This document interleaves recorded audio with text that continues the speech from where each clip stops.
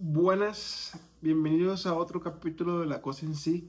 Desde que yo empecé a observar estos libros y desde que yo mencioné la biosfera cuando empezamos a hablar del cambio climático, se me empezó a mí desde las entrañas eh, una fuerza una fuerza como que de buscar y sobre el concepto del cable, sobre la biosfera. Y no fue más que me tocó, gracias a mí, pues me emocioné tanto de la parte climática, que eso era era del parte del libro de la biología.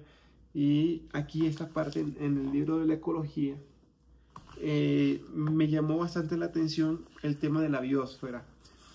La biosfera, que es un tema que dentro de los ecologistas y que uno tiene que comprender, y lo que vamos a hacer es tratar de comprender esa cosa en sí y cómo nosotros hacemos esa parte de ese gran sistema que se llama biosfera.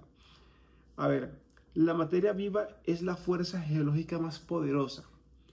Cuatro subsistemas interactúan en la Tierra: la litosfera o capa exterior rocosa de la Tierra, la hidrosfera, que comprende todo el agua de la superficie terrestre, la atmósfera formada por capas de gases, y la biosfera, todos los lugares donde hay vida, desde las profundidades oceánicas a las cimas más altas. El origen de la biosfera es antiguo. Los fósiles organismos unicelulares minúsculos hace 4.280 millones de años apuntaban a una edad que es casi la de la propia Tierra. La biosfera incluye todos los medios terrestres, acuáticos y que se extienden hábitats extremos, como el agua caliente y rica de nutrientes de las fuentes hidrotermales. Suele dividirse en biomas, en desiertos, praderas, océanos, tundras, pluvistas tropicales. Tantos lugares del mundo y tantas cosas en la parte natural, no biosfera de la vida, sino de nuestro mundo como planeta Tierra, que podemos encontrar, que se llaman, son los biomas. Y que me llama mucho la atención que en un país como Colombia, todo esto que ha demostrado este libro, que no es colombiano, sino es británico, todo lo tiene Colombia. Las riquezas que hay en Colombia en este nivel son demasiado grandes. Y en ese término llamamos biosfera como si fuera la masa de vida en la cual esa casa que deberíamos cuidar y que en ese momento son las riquezas. Anteriormente, voy a dar voy a salir un poco del tema. La riqueza anteriormente se veía respaldada por la cantidad de pesos en euros que tenía un país. Actualmente la riqueza no se ve en eso, la riqueza se ve en lo que el Estado invierte, ya sea en su gente o en simplemente maquinarias o productos o materiales de producción, y que el pueblo lo valora o es garante los pesos, el oro, o en algunas otras cosas la cantidad de divisas en dólares que tiene. Pero la verdadera riqueza que tiene una sociedad debería ser evaluada, y la gente y los que saben de esto y los que a veces nos quieren aprisionar sobre esto saben que eso es la naturaleza. Lo que tiene la biosfera en cada punto de tierra que hay en este planeta es la verdadera riqueza que tenemos. Y eso sin decir la riqueza intelectual que tiene cada ser humano. Tú tienes una riqueza, yo tengo una riqueza. Y algo que yo siempre he dicho es que hay que creer en todos. Todos tenemos una riqueza. Nunca dejemos de creer en nadie. Odio cuando alguien dice, perdón, eso no es odiar. No me gusta cuando alguien no cree en una persona. Yo creo que todos seamos capaces de todos. No juzguemos a un pez por su capacidad de trepar un árbol. Jamás. Todos somos capaces. Démonos la oportunidad y veremos que llegaremos lejos. Es lo que yo digo. Démosle la oportunidad, y si se cae, pues vuelvas a levantar y verá que vamos a salir adelante. El superorganismo la Tierra. Las ideas sobre la biosfera empezaron a surgir en el siglo XVIII, cuando el geólogo escocés James Hutton describió la Tierra como un superorganismo o entre vivo único. Un siglo más tarde, Edward Suez introdujo el concepto de biosfera en Das Antlitz de Erde, la faz de la Tierra. Suez explicó que la vida se limita a una zona de la superficie terrestre y que las plantas son un buen ejemplo de interrelaciones en la biosfera, y otras zonas crecen en el suelo de la litosfera, pero las hojas respiran en la atmósfera. En la biosfera, 1926, el geoquímico Vladimir Vernadsky, quien conoce a Suez, en 1911 definió el concepto mucho más allá en detalle, esbozando una perspectiva de la vida como fuerza geológica importante. Como la vida, una fuerza geológica importante. El doctor Rodolfo Ginás, un neurocientífico bastante importante, para mí el neurocientífico más grande que ha tenido este país, y me voy a pelear con quien quiera. El doctor Rodolfo Ginás, cuando se le piden conferencias, siempre trata de hablar de la vida. Y él, ¿qué opina sobre la vida? Y le hacen preguntas sobre la vida porque también tiene conocimiento sobre el universo, de manera de hobby. A él le preguntaron, para usted, ¿usted es ateo? ¿Usted cree en la vida? ¿Quién hizo la vida? ¿Por qué vivimos? ¿Por qué existimos? Y él dice, porque somos posibles. La vida existe porque somos posibles. Porque se dieron las condiciones perfectas para que se pudieran crear moléculas. Y ahí va mi parte médica y bioquímica, que ustedes saben que me encanta, que por lo que es el segundo amor, me aparte de todo lo que yo les hablo acá. Cuando se dieron las condiciones posibles de la vida, fue algo inevitable, decía él. Rodolfo Ginás dice, el doctor Rodolfo Ginás está vivo, el doctor Rodolfo Ginás dice, la vida es inevitable bajo las condiciones adecuadas. Es decir, ¿podemos llegar la vida en otro planeta?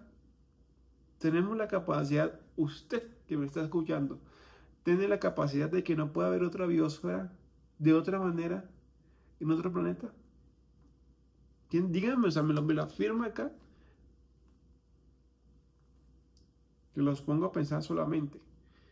Y yo soy católico, yo creo en Dios. Y porque creo en Dios y porque creo en la fuerza de Él y en las capacidades asombrosas que tiene Él, que no pongo en duda, para nada, ni en duda, de la grandeza y de las imaginades.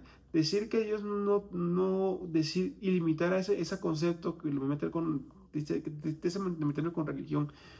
Pero limitar las cuestiones de que Dios solamente creó el mundo, o sea, me parece muy limitante. Dios es omnipotente y siendo omnipotente puede hacer lo que quiera, lo que se le dé la gana. Entonces, si puede crear una biosfera aquí en la Tierra, lo puede crear biosfera en cualquier lado. Entonces, la vida es posible bajo las condiciones adecuadas. Y esas condiciones adecuadas alguien las puso, o simplemente se fueron dando, como ustedes lo quieran decir. Y fuimos posibles. Y no solamente fue posible que se hubiese dado la vida, sino que esa vida que se creó aquí en el mundo fue una vida que fue capaz de darse cuenta que estaba viva. Y fue donde llegó al punto de los seres humanos. Y los seres humanos que nos dimos cuenta que estamos vivos, empezamos a preguntarnos por qué estamos vivos. Y ahí empieza una carrera larguísima bajo esa pregunta que por qué estamos vivos, y es porque todavía estamos explicándonos en la manera filosófica de por qué nuestra existencia. Es simplemente una manera maravillosa que yo he extraído solamente de un párrafo de un libro de ecología. ¡Qué belleza! Bueno, esbozando una perspectiva de la vida como una fuerza geológica importante, Vernadsky fue uno de los primeros en reconocer que el oxígeno, el nitrógeno y el dióxido de carbono atmosféricos eran resultado de los procesos biológicos tales como la respiración de plantas y animales, y defendió que los seres vivos dan forma a planeta tanto como a otras fuerzas, tales como las olas, el viento y la lluvia. También introdujo la idea de tres fases del desarrollo de la Tierra. Primero, el nacimiento del planeta como la geósfera, en la que él solo existía materia inanimada. El segundo, el surgimiento de la biosfera. Y finalmente, la era de la actividad humana cambió el planeta para siempre en la noósfera. Esa es la nueva palabra que yo les tenía guardado. La noósfera, que es la época en la cual nos encontramos ahora. Yo hablé de la biosfera completamente, la defendí. Y como es que hacemos parte de la biosfera, porque pues hacemos parte, es para poderlo entender ecológicamente. Pero como estamos dentro ahora de un concepto de humanidad, de una sociedad, de una vida que se da cuenta que está viva, ya la cosa cambia y por eso es que se llama noósfera. Entonces, las interacciones entre las esferas. Los científicos creen que la biosfera ha ido cambiando constantemente. Los niveles de oxígeno de la atmósfera han comenzado a subir hace al menos 2.700 millones de años, al multiplicarse las cianobacterias. Al aumentar la cantidad de oxígeno se desarrollaron formas de vida más complejas que darían forma al planeta. Esa parte del oxígeno es compleja porque el oxígeno para las vidas iniciales era tóxico, era un problema. O sea, los niveles de oxígeno eran el 21% en ese momento eran tóxicas y las cianobacterias fueron tan inteligentes. Estoy hablando ahora de evolución, que eso es otro tema que tenemos que hablar. Pero el oxígeno era tan tóxico que las cianobacterias tuvieron que realizar un mecanismo que ya conocemos como respiración para poder tratar de depurar ese oxígeno y producir dióxido de carbono, tratar de utilizar el nitrógeno para eso y poder decir, saquemos el oxígeno y saquémosle provecho, hagamos trabajo, ATP. Eso es otro tema que es importante conocerlo. Y también alterando la composición química. Gradualmente algunos elementos de la biosfera se integraron en la litosfera. A lo largo de milenios, los corales muertos formaron arrecifes en los mares tropicales poco profundos y de modo análogo, los esqueletos calcáreos de los billones de organismos marinos se precipitaron y el lecho formaron piedra caliza. Veo el futuro con gran optimismo. Vivimos en la transición hacia la noósfera. Vladimir Vernadsky. Que vamos a hablar para finalizar algo de la biografía de Vladimir Vernadsky. Nació en 1863. Vladimir se licenció en la Universidad Estatal de San Petersburgo a los 22 años y se realizó trabajos en el posgrado de Italia y Alemania, donde estudió las propiedades ópticas, elásticas, magnéticas, térmicas y eléctricas de los cristales. Tras la Revolución Rusa fue ministro adjunto a la educación del gobierno provisional. Al año siguiente fundó la Academia Ucraniana de Ciencias en Kiev. Su obra tardó mucho en ser tomada en serio por los científicos fuera de Rusia. Sin embargo, su obra, La biosfera, sería un documento fundacional para elaborar la hipótesis de Gaia. En la década de 1930, Vernadsky defendió el uso de la energía nuclear y trabajó como asesor en el desarrollo del proyecto de la bomba atómica soviética. Murió en 1945. En algún momento vamos a ver cuál es la energía infinita. Sí, esa energía infinita y renovable la vamos a tocar algún día. No sé en qué libro está, yo sé que lo vi por ahí. No me acuerdo, pero la vamos a tocar. Muchas gracias por acompañarme nuevamente el día de hoy.